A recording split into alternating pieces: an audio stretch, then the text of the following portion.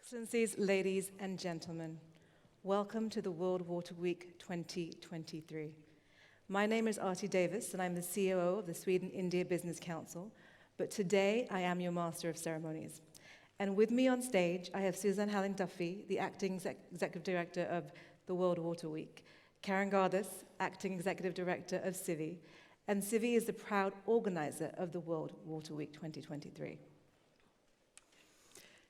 Thank you, Artie, and thank you everyone for being here. We are thrilled to look at this room. And thank you so much for joining wherever you are in the world, online and here in Stockholm. Let me join Suzanne and Artie in welcoming each and every one of you in this room, but also online to the opening ceremony of World Water Week 2023. I personally very much look forward to today's discussion, but also to the discussions that actually started yesterday and run all the way through Thursday afternoon.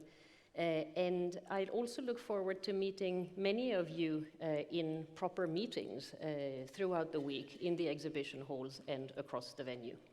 But before we proceed, I think, Artie, you have a few announcements to make. Yes, should there be a need to leave the room, there are two security exits, one at the back of the room and one by the window on the right. Of course, also, please keep your mobile phones on silent during the discussions and the opening ceremony. Thank you so much. I think we're ready to kick off this year's conference. We'll spend some time here today discussing this year's theme from many different perspectives. And in 2023, we've had several gatherings, and we will have gatherings discussing climate change and the water crisis. We had the UN Water Conference in March, then the upcoming SDG Summit, and the COP. But here today, we want to focus on solutions. What are the solutions? What would they look like? And who needs to be at the table?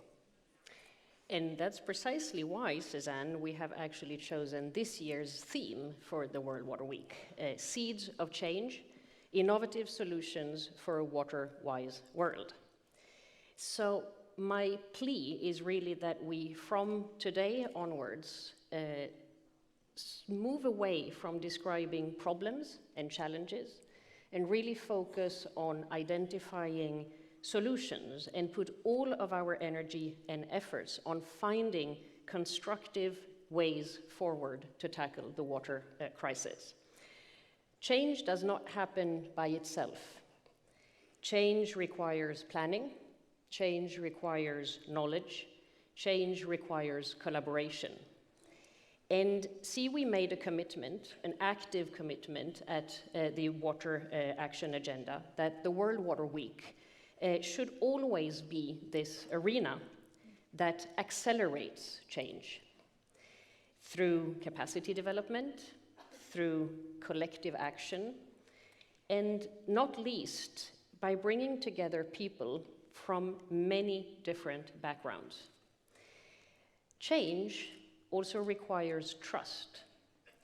And I very much hope that you all feel that World Water Week can provide you with that feeling that it is during this week that we build a common agenda of change where you all, in your capacity, can become the agents of change that we need.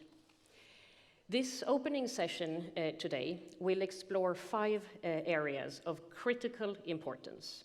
You will all recognize them from the Global Acceleration Framework on Sustainable Development Goal number 6.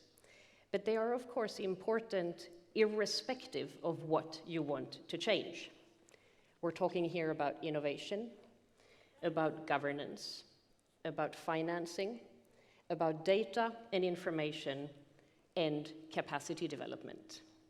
So we have an incredible speaker lineup to explore each one of these components together with us today. So over to you, Artie.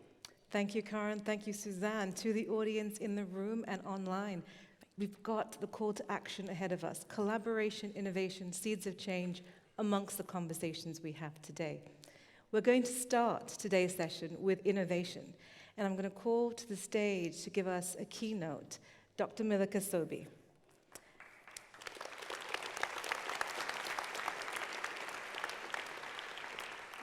Dr. Sobi is a marine biologist and indigenous Fijian. She's going to challenge us today on how we look and value innovation. Over to you. Thank you, Arti. Nimbulvinaka naturanga kena marama.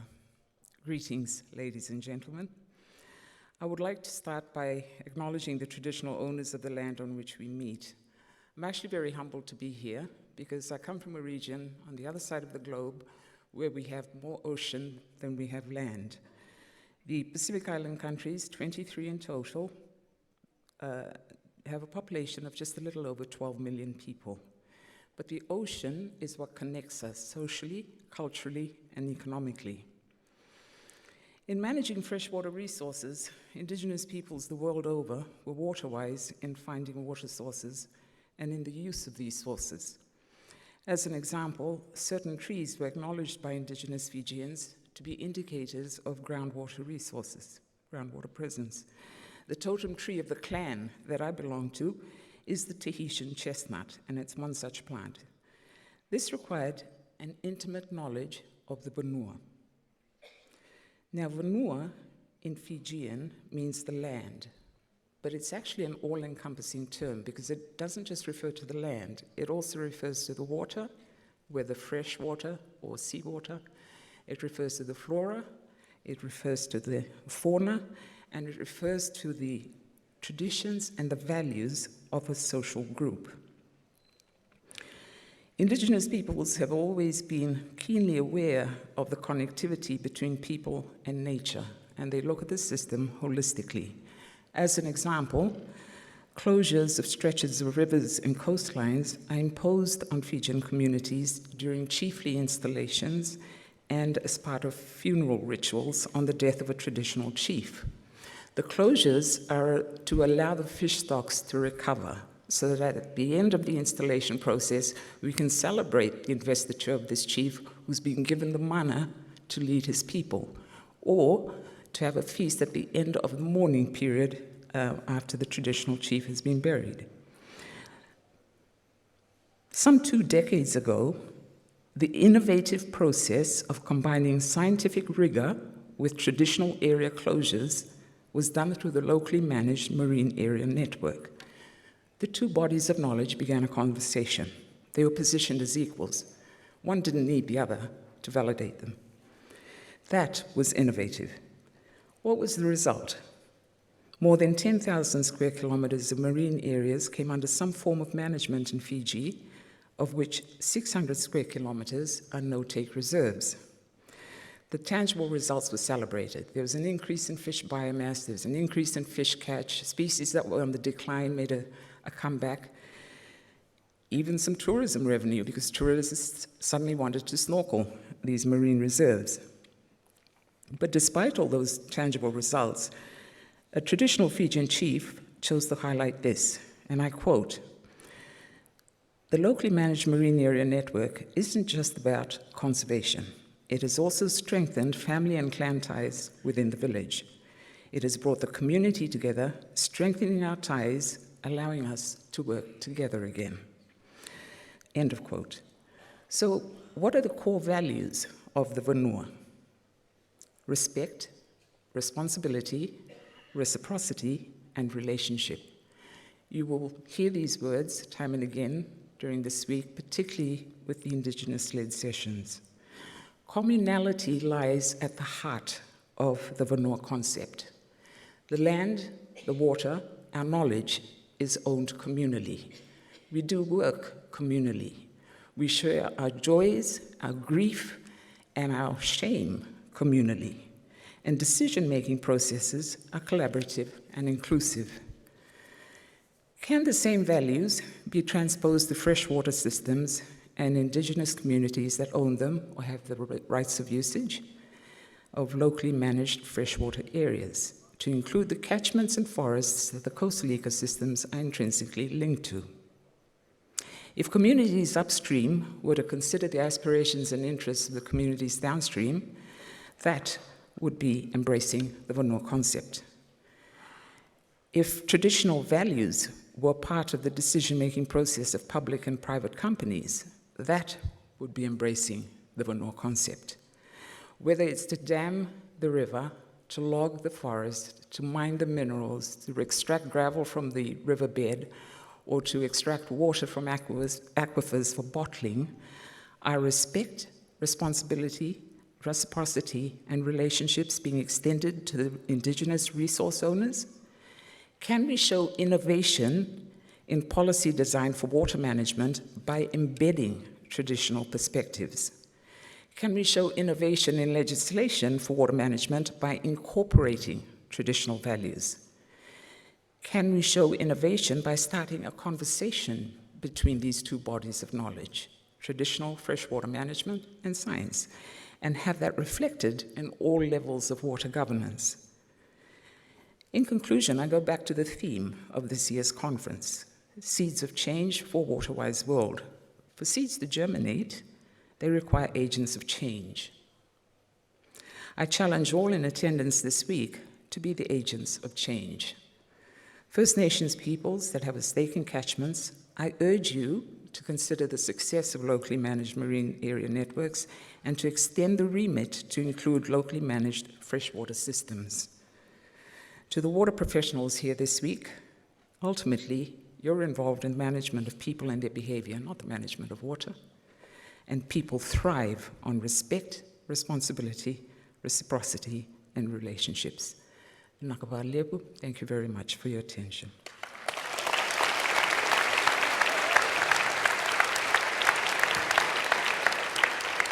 Thank you so much for that. And I think some of the points you make here, we will resonate throughout the week. Local knowledge being on par with what has been considered scientific knowledge. You made a call to action to some degree in what you said in terms of talking to the water professionals in the room today. But I'm going to ask you to answer the question that you asked. Can we bring these on par? Can we bring, through innovation, indigenous knowledge into the frameworks that we have to work with? What are your thoughts on that? We can. I think for too long, traditional knowledge has been undervalued. I'm from a science background myself, and I remember hearing, oh, it's all so anecdotal. But they've practiced this for centuries, for thousands of years.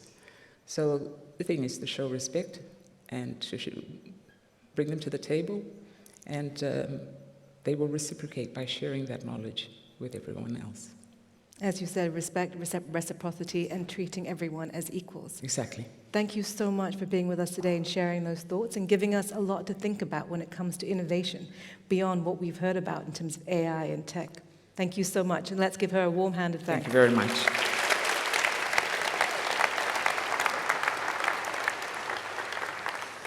As you heard when we had the opening, we will have 5 segments, and Milka has given us the starting of innovation. But governance becomes a very big framework setter for how we move forward. We have 2 experts with us today to join us and discuss these questions, and I welcome on stage Mr. Csaba, the President of the 77th UN General Assembly, Mr. Johan Forssell, the Minister of International Trade, Cooperation and Foreign Trade. If you could join me on the sofas.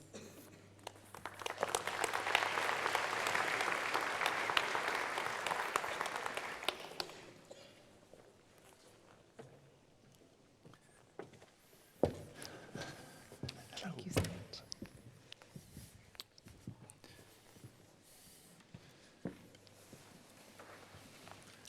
So, welcome to the World Water Week, where we talk openly and we create change.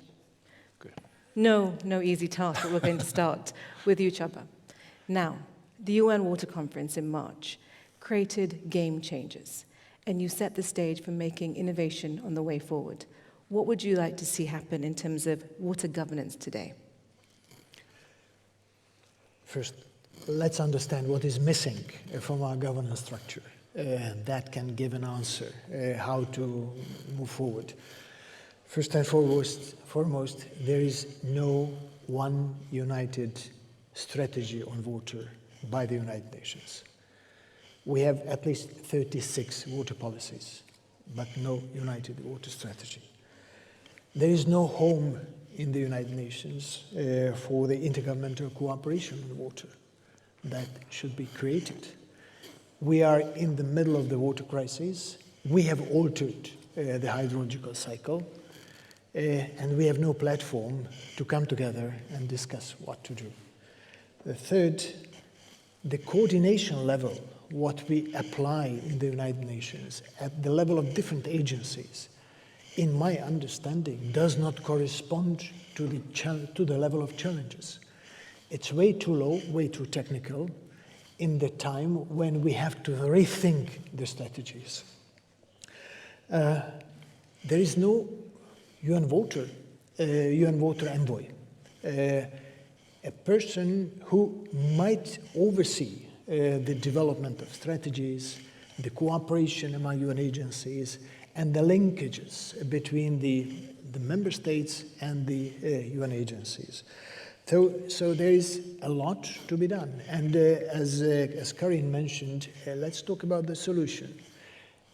First, let us come together and create a United Nations voter strategy that can answer the questions of what we have done to the hydrological cycle and how to fix it. The second, let's create a platform for cooperation among the member states to oversee what is going on in the UN, in the world, in terms of water cooperation. The fourth, let's agree what should be fixed on global level, what should be fixed on regional level, maybe watershed level, and what should be fixed on local level. And last but not least, we need to rethink the economics of water, because our approaches in terms of investment, in terms of water use, in terms of creating values and accounting values are based on the concept that was 20, 30 years ago, that water is abundant, water is infinite. I want to come to that in a second to ask you about those changes, but you've given us a 5-point plan. So you created the meta framework, the understanding that governments can actually look to for direction. And we have with us, of course, Johan, who has to take this information and operationalize it. Yep. So I would ask you, Johan, when it comes to governance, in your position as government, what do you see as the interlinkage here, and how would you like to move forward? Well, thank you for that question, and thank you everyone for coming here. Thank you, Csaba, for arranging this Water Week. I think you're raising a very important question, and let me perhaps start by addressing why I think everyone is here today, because of the need for clean water and sanitation. And that is, that is really one of the most crucial challenges that we are facing today. And I think living without clean water and sanitation is not important only for your own health, but we can also see today that this is a factor that is becoming more and more important from so many other aspects too. We can see it creating new refugee patterns. It has really consequences on a wide array of different questions. So it is an important question in itself, but we can also see the consequences perhaps on a wider array of questions today than 10 or 20 years ago. I think the work being done, especially during this week, to put the agenda really on the question really on top of the agenda is, of course, very important. As for governance, I think it's about making the right priorities. It's also a question about showing leadership. You know, as politicians, our most important job is perhaps to create the right kind of conditions for the best possible outcomes. And that can be having the right kind of frameworks to ensure that the opportunities for innovation, which was mentioned here before, are as good as possible. And even though we can see so many challenges, we can see so many problems globally, I must say that I'm also optimistic in the way that we can also see how new technologies, how innovation, how entrepreneurship also creates completely new kinds of possibilities out there. So we see the problems, but we also have a lot of opportunities out there, and we need to really grasp these opportunities. Exactly like you say, there's so much that has happened in the last 10 years, for example, when it comes to innovation, when it comes to new technologies, new ways of understanding how to manage this crisis that we're in. But I ask you, Csaba, what do you see as these big changes, and where should the attention be spent as we move forward and rapidly increase crisis scenarios? A couple of months ago, as most of you know, we organized the first UN Water Conference since 1977. And we came up with basically two main avenues of what to do. One was the Water Action Agenda of 830 different types of commitments, programs, and projects. All of them are very, very important. And the commitments to these projects involved about $330 billion. If we look at how much it can still mobilize, it is over $1 trillion. But in order to make things moving, we identified the 7 to 9 most important game changers. And the why, first of all, 830 is a little bit too much to understand for everybody. The second, our problem today is not the speed. Not that what we have done, we should do the same a little bit faster. Our problem is that we are running into a major water crisis, and unless we change the direction, change the speed, change the game, we would have major, major challenges. So the game changers are the essentials of how to change directions. For example, we used to speak about how to integrate water policies and climate policies, but we have never done it. So it should be done on global level and on national levels as well. In order to create that, we need to integrate databases, water, climate, and meteorological databases. And we have to create the global water information system to help countries that may have a little bit less of institutional scientific capabilities, to make sure they can count on what kind of and how much water they might be expecting in the years to come. We also need to create intellectual capacities. So we decided to put together the Global Water Academy. For the time being, 11 or 12 universities came together to provide services, and hopefully this network will be further increased.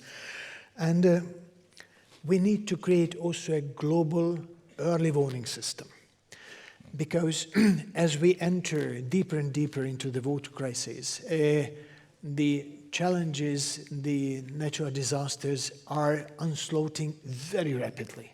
And it's about human lives, it's about values, what we may lose very soon.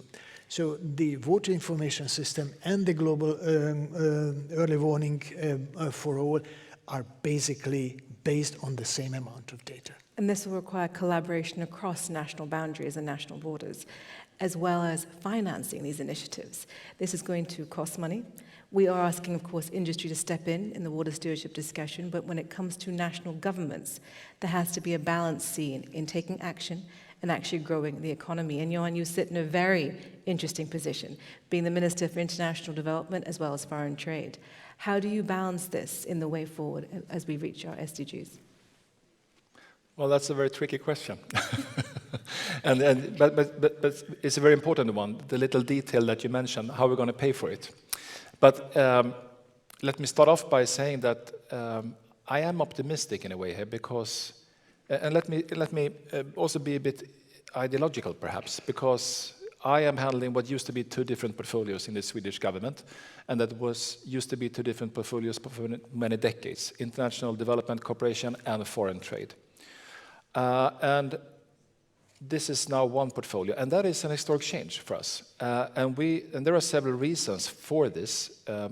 We are a government that really believes in the power of trade, of entrepreneurship, of business, of market economy, on private property rights, the rule of law, of course, to create these kinds of new products and services, but also to use it as a springboard to really create these long-term results here. And we can take Sweden as an example, where we are here today. It was not, I mean, foreign aid was important, but it was not foreign aid. It was more of trade that took us from being an impoverished, barren country in the northern parts of Europe, even though the weather is is quite okay today, but you should have been here yesterday. It was raining in there. It's been raining all summer. No, it was trade. It was doing business. It was the rule of law, and that is exactly what we believe will be the key. Will be key for all the countries all around the world that have not yet made the kind of journey that we have done already. So we really believe that aid can be a very useful, and I want to underline this, a very useful tool for fighting poverty. But in order to really create these longer-term results, we need to close the funding gap. We need to address the question of private capital. Not only because it is important in itself, but also because it is necessary. Because in today's world, there is no state anywhere, there's no state budget that can really match the kind of needs that we see. So we need to create these kinds of new mechanisms.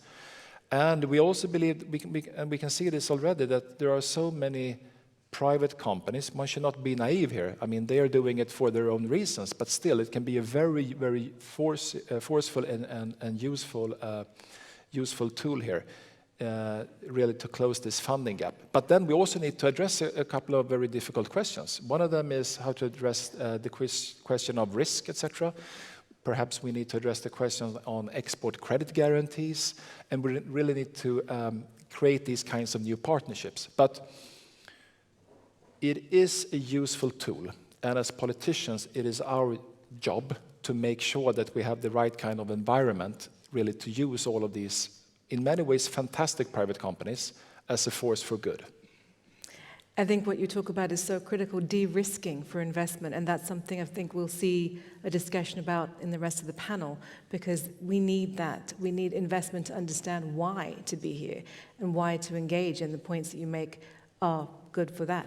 We're actually running out of time, which is very unfortunate, but I would like to give both of you such a warm hand to being with us today, for sharing your thoughts, and I really do hope to see more of you this week. Thank you so much. Of course, it's very hard to fit so much of these discussions into such a short time period, and that means we need to have more discussions during the week. And that's only one of our discussion areas, governance, which touches upon, of course, finance. What we've seen now repeatedly is that investment is needed into low-income countries to help them be resilient towards indebtedness after disaster. To discuss how we can shift the financial system to do this, we have two excellent speakers with us, and I welcome to the couches Dr. Paolo Brito from the UN Disaster Relief Team.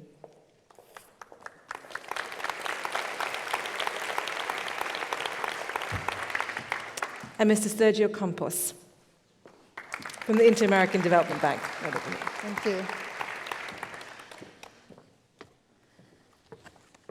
Hi.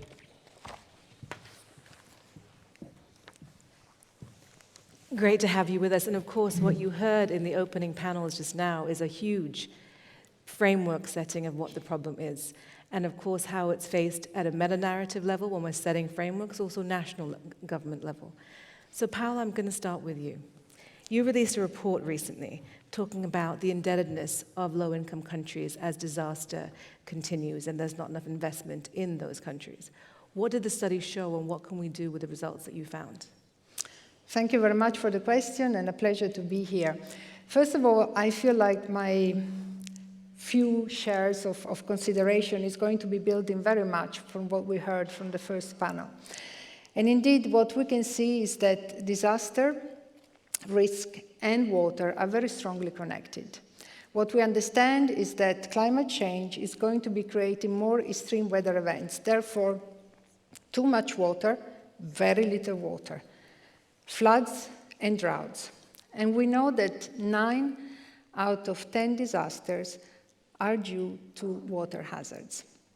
The challenge is very clear. The disasters is going to be jeopardizing the sustainable development. It's going to be a challenge in terms of life and in terms of societal continuity, globally speaking, and of course at the national and the local level. What we see is that government generically are underinvesting and under-prioritizing risk. Why it's happening is almost a human behavior. It's because they consider this a cost for an event that might or might not happen in the future. And this is very true also for the water sectors. There are very close statistics that are going to be talking towards it. Between 2005 and 2017, 137 billion of USA dollars have been invested in response to disasters. Out of this amount of money, less than 4% has been dedicated to preventive measures. What's happened, financially speaking, to the governments is that they're going to be post-disaster more at risk. They're going to be increasing the debts. There are going to be issues in order to lend in money and attract new money for investments. And of course, the insurance premium is going to be increasing. We see this in particular in the least developed countries and small island development states. And it was such a pleasure to hear about Fiji and the engagement with the local traditional knowledge and the population. What we've seen in Fiji, one event in 2020 with the cyclone Yara, has been really devastating. 1.4 billion losses of houses, school, health facilities, therefore infrastructure that are critical for the sustainability of countries and nations. Now, putting the long-term perspective, and I will close here, what we need to do is really to work more between the public and the private sector, something that the minister was mentioning.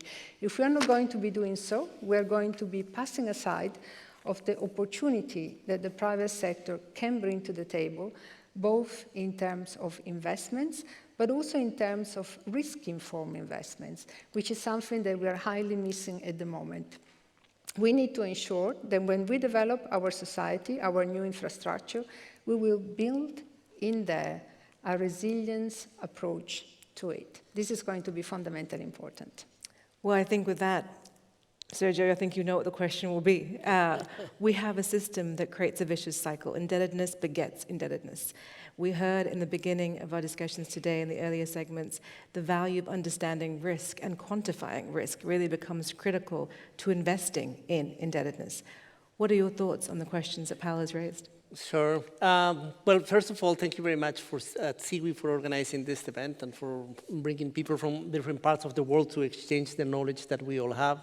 It's always a pleasure to be in Stockholm.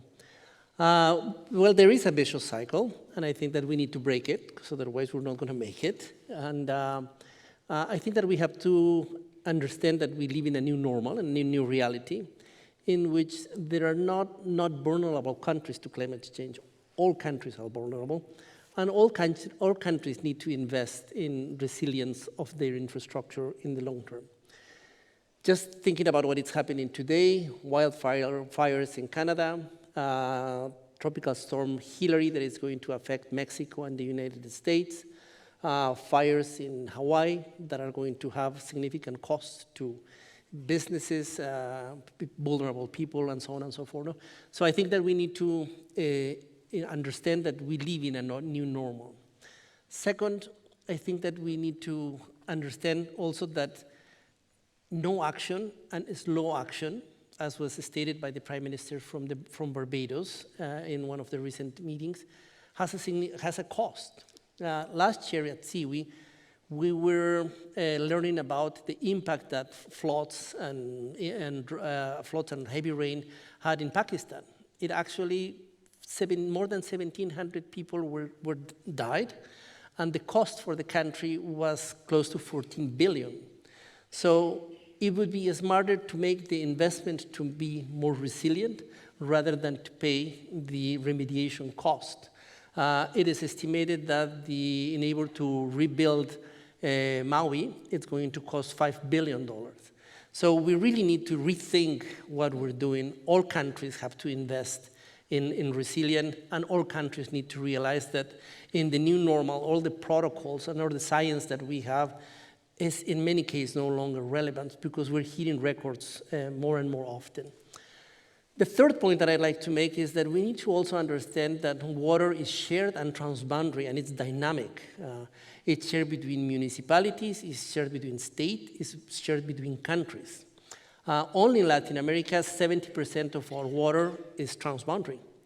where it occupies 60% of our land. So if we want to talk about water security, we need to understand that it's shared, and that we need to look at the food, the water, and the energy nexus, because in times of drought, we're going to have to cleverly decide how are we going to allocate our water resources, not only within one country, but within countries. I'm actually going to interrupt because I think what you're both saying is exactly that we need to change the system that is currently in play, because it's not a bounded problem anymore. So Sergio, as the bank man sitting on the panel today, I'm going to ask you, how do we quantify this to make people actually understand? How do we, as you say, find the pain point that will incentivize investment? Because both of you have laid out a picture that seems to need no convincing, yet there needs to be convincing. How do you see that being done? I think that the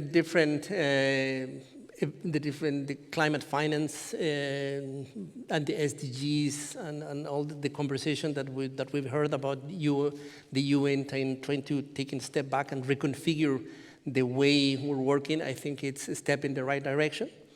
I think that we learned that climate change was a threat over 100 years. In the early 1900s, we knew that this was going to happen. We chose as a society not to take action. And the problem is that we need to find solutions between the next 10 to 20 years, because otherwise things are going to be very bad. So we need to internalize that. To me, the two biggest challenges that we have is we need to be innovative in our governance. We need to rethink the way we allocate water resources and who makes the decision. Decisions cannot be made by the one who has the political power, don't have to be made by the ones that have the economic power or the ones that have the social power. Decisions on the water, how water is allocated, need to be done by the people that are going to be affected by water scarcity or by droughts, so that they can decide whether they want water for human consumption or for cattle raising or for food production. It's going to be scarce. Decisions are going to be, but we cannot take for granted that we're going to have it. And I very much share the concepts that were presented by our keynote in terms of respect, reciprocity, and responsibility. I want to actually quickly, before we run out of time, give Paola the last word. In exactly what Sergio is saying, to change the way we do things requires maybe aggregation, simplification, understanding for action. Both of you in different parts of today's conversation have mentioned climate and then mentioned water. Paola, my question to you is, what would you like to see in terms of bringing together these different communities for moving forward faster? Indeed, this is a challenge. We know that we're still working very much in silos, and the President of the General Assembly, Körösi, just pointed out that the silo is a reality. There are opportunities that are coming forward. First of all, we are very often referring to different frameworks that do not talk to each other. Actually, at the global level, there has been an effort in order to see how the SDGs, the Paris Agreement, the water agenda, and the Sendai framework are talking to each other. However, turning into reality is more challenging. 4 suggestions I would have. One is to work more solidly on data. As President Körösi was mentioning, is extremely important. If you do not aggregate data, you don't know how much you're losing due to disaster, how much you need to invest in order to ensure that you build resilience and water resilience with the threats that we're currently faced with. And this element is going to be... I'm going to ask you to list them out for us because we're running out of time. Okay. We come back to that. Sorry about that. That's fine. I will not explain too much. Second, governance of risk. Just keep it as an headline. The third one is risk-informed investments.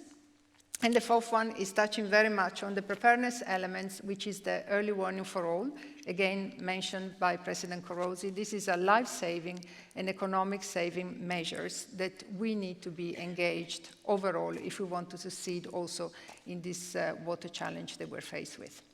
Thank you so much. I think changing the new normal is critical, and you've given us a guide way of how to do this. Thank you for being with us today. Thank you. Give them a warm round of applause.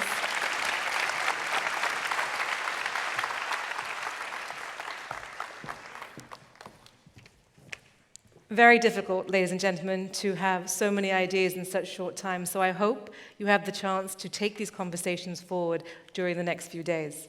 But our last panel today to discuss some of the hows in terms of the what is data and capacity building. we have 3 experts to help us discuss this, and I'd like to welcome to the stage Dr. Mark Fletcher. Let me start again. Serene Malik, Executive Secretary, African Civil Society Network for Water and Sanitation, as well as the Vice Chair for SWA. Dr. Mark Fletcher, Director of Global Water Business at Arup, and Tahmid Islam. If Tahmid is with us. We'll hope Tahmid joins us on stage, who is Technical Director for WaterAid Bangladesh. But I have no doubt that these two will help us take this forward. Out the blocks. Serene, I want to start with you. Yes. We've actually heard a lot today about lifting up local knowledge, indigenous knowledge. Now, in this panel, when it comes to data and capacity building, what would you like to see in terms of opportunities to perhaps digitize local knowledge? Okay. Thank you very much, Arti. Can you all hear me? Is it clear? Yeah. Thank you very much, and it's a pleasure to be here, and a privilege. So I think Dr. Sobe really articulated really well in terms of indigenous knowledge, local knowledge being respected and reciprocated. The issue of data, and I will speak in terms of what is going on the African continent, yes, it is obvious that we need data. A lot of effort and resources have gone into in terms of collecting this data, but there's still a question in terms of how it's being harvested, mined, and used. The invisible still remain invisible. A lot more needs to be done in terms of, even if it's anecdotal, to ensure that these stories are actually feeding into the data that we are collecting. Now, we have really some brilliant examples that we've seen on the continent, basically, when it comes to data. For one, I'd like to make a special mention to the Water Atlas that exists in Uganda. Actually, it's free. You can actually access it, which gives you a beautiful picture. It's an extraordinary tool, which was started, I think, 20 years ago, that has been digitized, where you can actually see where each and every water point is, what is the access in terms of water and sanitation, but more needs to be done in terms of anyway, that data. Spreading. Yeah, spreading that data, and who is actually providing the information. We've also seen certain initiatives with northern partners where we have spatial type of technology come up with predictive models in terms of, looking at the resources against the climate change impacts. We have the African Ministerial Council on Water and an effort by the member states which have set up and established what is known as WASMO, where every member state actually needs to report on the various commitments on the continent. From a citizen perspective now, civil society, we also have what is called the Susanna Africa chapter, where the collection now of the invisible being made visible. So these are some of the efforts. And some of the work that you're doing. I think the work that you talked about, the Water Atlas, actually starting with citizen science on the ground, making the observations and then digitizing, taking analog digital. Mark, now with Arup, of course, you've worked in so many different perspectives and so many different geographies. You've also worked with one of my favorite water laureates, Vijendra Singh, to talk about this local knowledge, talk about generating data for things like WASH. I want to ask you, from your perspective across the board, what is the importance of this data when it comes to improving services? So we like to think about data as information, and what we're really involved in is how we create frameworks of understanding, models. We might attach the word digital, if you like, to start to get insight from that data. And then as we get insight in due course, get foresight, be able to look forward and predict what might happen. Another interesting aspect is it's interesting you mentioned Vijendra Singh. In Rajasthan, we spent 4 years working with him to understand how he was engaging local people who understand the local context to solve local problems, which I think is what true sustainable solutions could be.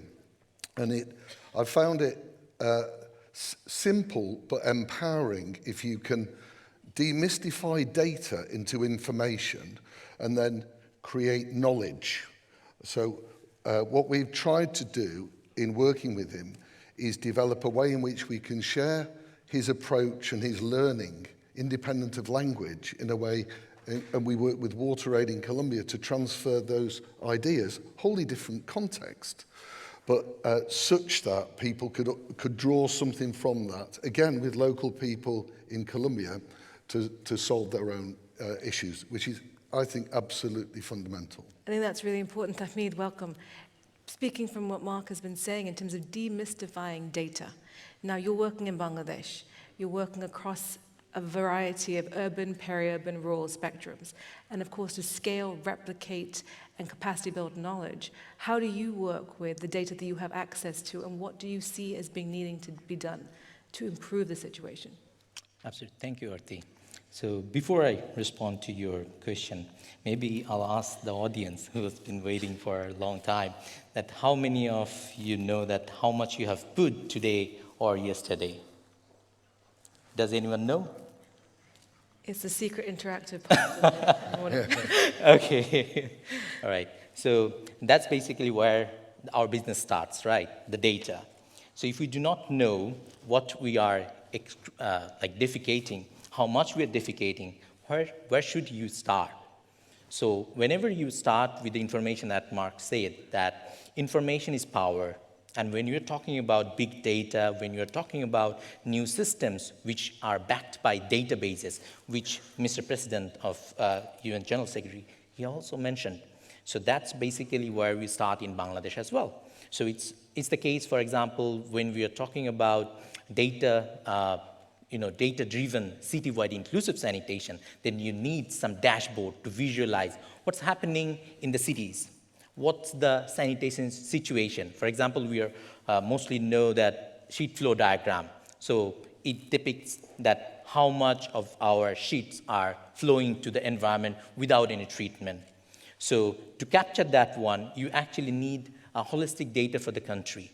And that's where you put your resources, as we talked about financing, we talked about governance, all this relates all with this data. So that's how we started working with the government, actually. So Department of Public Health, they have a very fantastic website that we call sandboard.gov.bd. So you can see all the 64 districts' data about sanitation. So the situation, how much they have been improving over the years from 2020 to 2024. So WaterAid is supporting the government and, of course, the municipality to build on it, and we are expanding it to 50 more cities. So we'll be covering a number of cities, like 330 in recent years. So over to you. But what does that look like? So of course you're working with the public sector to develop their capacity and understand their governance perspective. How, in your opinion, will that assist and support the average citizen on the ground in terms of the databases that you're building and the platforms you're building? Whenever you talk about, the citizens, the first thing citizens want to know that how much you will spend for my benefit. For example, the services that I expect as a taxpayer.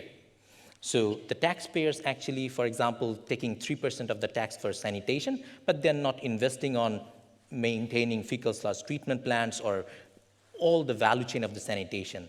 So the first thing that this dashboard is open to all, like anyone from the citizen to the decision makers can see that one and actually can take the decisions. For example, as a general public, the civil society organization, they are very powerful. Their voice is very powerful, and that's where it can start. They can start the campaign that we will, solve the problem of our poop in our city, and that's how we can start. Take ownership completely and say we can be part of the solution rather than it being put upon us.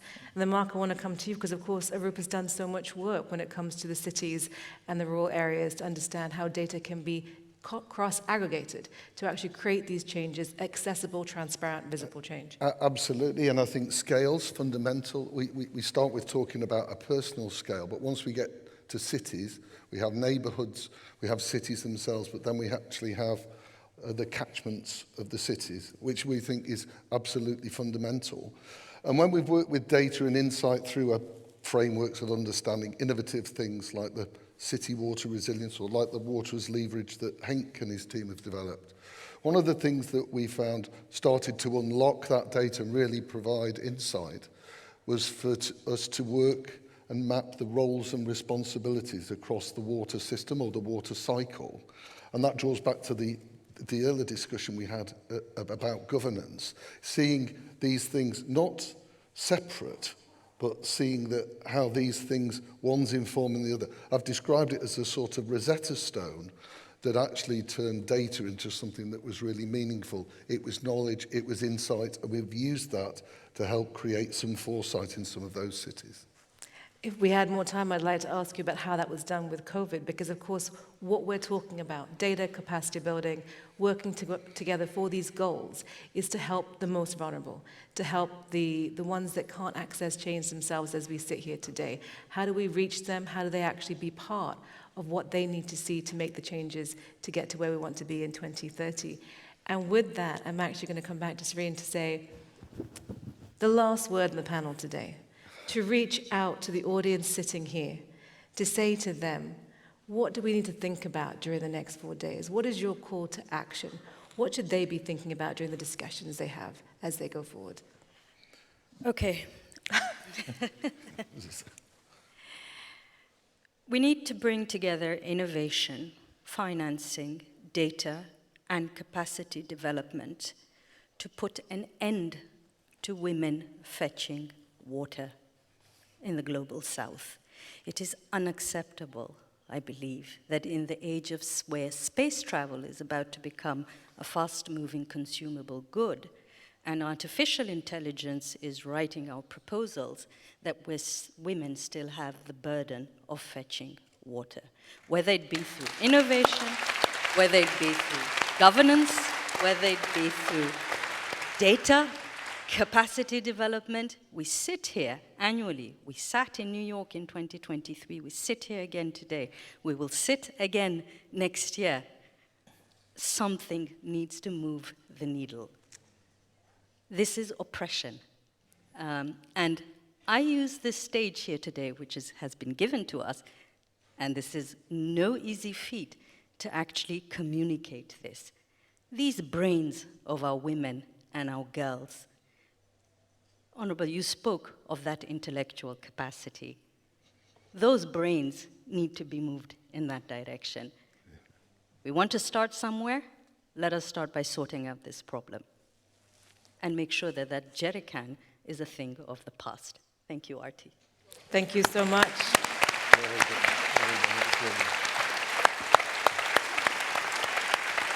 If water needed one metrics, we have that one metrics to stand up to. Thank you all so much for joining us and giving us so much to think about. Thank you, Arti. Thank you. Ladies and gentlemen, we come to the end of our opening session, and I welcome back on stage Karen and Suzanne. It has been some amazing discussions on here. What were your thoughts? Wow. Thank you so much. My thoughts on this is so many different perspectives, so many different ideas and sharing of knowledge and ideas, but all of them focusing on solutions, which is amazing. We really hope that everyone today on site in Stockholm and online continue these conversations to focus on solutions. So that's exciting. I agree. I think the messages that have been conveyed by all of you today are actually really, really important. When we talk about innovation, I think many of us associate that word with something that has to do with technological invention, and these days probably indeed digitalization or artificial intelligence. I also think that it's most likely associated with men. And I think what has so powerfully been conveyed here today by our speakers is that we must first and foremost talk about our values. Who gets to be part of the conversation? What do we really want to achieve? And how can we become the agents of change and become better at working with nature together? And I think you all called for that change to happen. And I think that change is happening as we speak, as I stand here on this stage. And I am really hoping that the week can see such change materialize. I have to admit that I'm a little bit overwhelmed. I feel really, truly honored to stand here in front of you all. I think what we have realized is really that we need to come together. I think that's non-negotiable at this stage. We need to come together to identify those constructive ways forward and solve problems. And there are problems, but there are also solutions. So to me, that was really the common thread in the interventions in today's session. We need all voices. We need all experiences. And it really makes that difference, that significant difference, that can actually maybe be the deal breaker.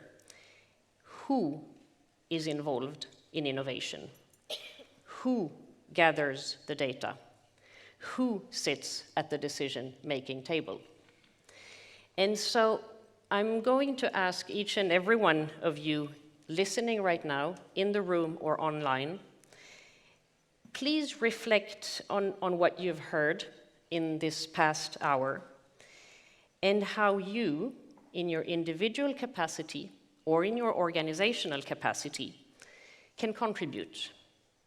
What kind of change are you most passionate about? Where does your experience fit in? And then act on those issues and act with confidence. Reach out to other participants. Be as active as you can during these 4 days. Ask for help and offer your support. This is what the week is about. This is our week. This is your week.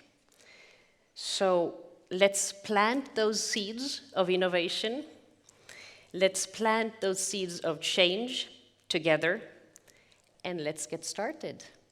And with that, I have to say that I am so happy to be able to say that I formally declare the 2023 edition of World Water Week formally open.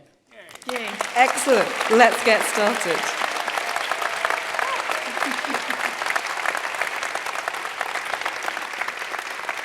Good. Thank you so much, Excellencies, ladies and gentlemen, for being with us today. And come back to center stage for thought leaders and change makers every day. Thank you. Thank you. Good. Thank you very much.